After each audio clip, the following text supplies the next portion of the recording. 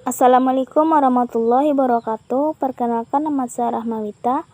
NIM 2119160 akan menjelaskan pemahaman saya, yaitu intisari dari kelompok 7 sampai kelompok 13 guna untuk memenuhi mata kuliah ilmu komunikasi ujian akhir semester. Yang pertama yaitu kelompok 7. Bentuk komunikasi kelompok. Ada dua kata, yaitu komunikasi dan kelompok. Komunikasi merupakan suatu penyampaian pesan kepada seseorang dengan maksud tujuan tertentu. Sedangkan kelompok merupakan gabungan dari beberapa individu yang membentuk suatu sekumpulan yang disebut dengan kelompok. Ciri-ciri dari komunikasi kelompok ini yaitu lebih dari 3 orang, berstruktur, serta tidak asal. Contoh dari komunikasi kelompok kecil, misalnya kelompok yang ada di dalam kelas ketika melakukan suatu diskusi. Kelompok besar misalnya sedang melakukan seminar yang ada di dalam kampus ataupun luar kampus. Latar belakang dari komunikasi kelompok ini yaitu sama-sama saling membutuhkan, mempunyai maksud dan tujuan yang sama. Materi selanjutnya yaitu bentuk komunikasi media atau massa. Komunikasi media merupakan penyampaian pesan yang dilakukan di media massa yang mana antara satu dan yang lainnya belum saling mengenal. Ada beberapa teori, yaitu teori menanam dan teori setting. Materi selanjutnya yaitu prinsip-prinsip komunikasi efektif.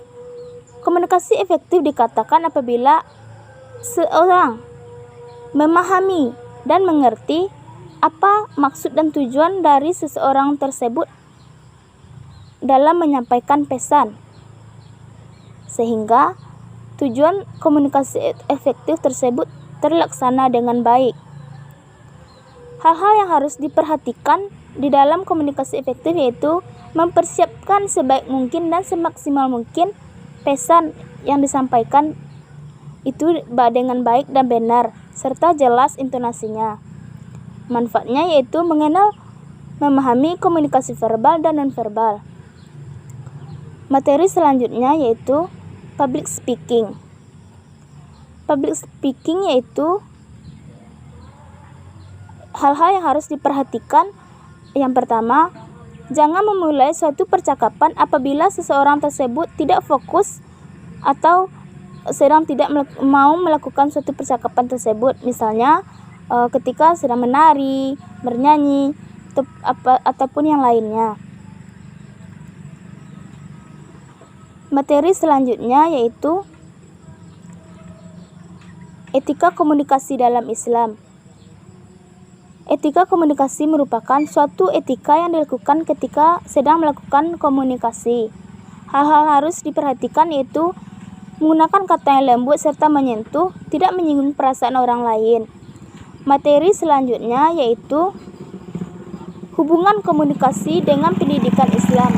Komunikasi merupakan suatu penyampaian informasi oleh pendidik kepada peserta didik guna untuk menyampaikan pesan, yaitu dengan suatu tindakan atau perbuatan, gunanya atau tujuannya yaitu merubah tingkah laku pendidik tersebut ke arah yang lebih baik lagi. Hubungan komunikasi dengan pendidikan Islam yaitu sama-sama mempunyai makna dan tujuan tertentu.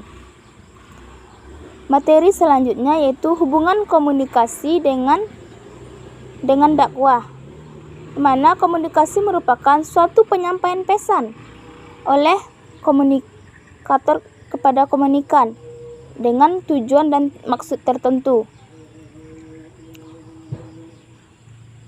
Adapun persamaan dan perbedaan dari komunikasi dan dakwah.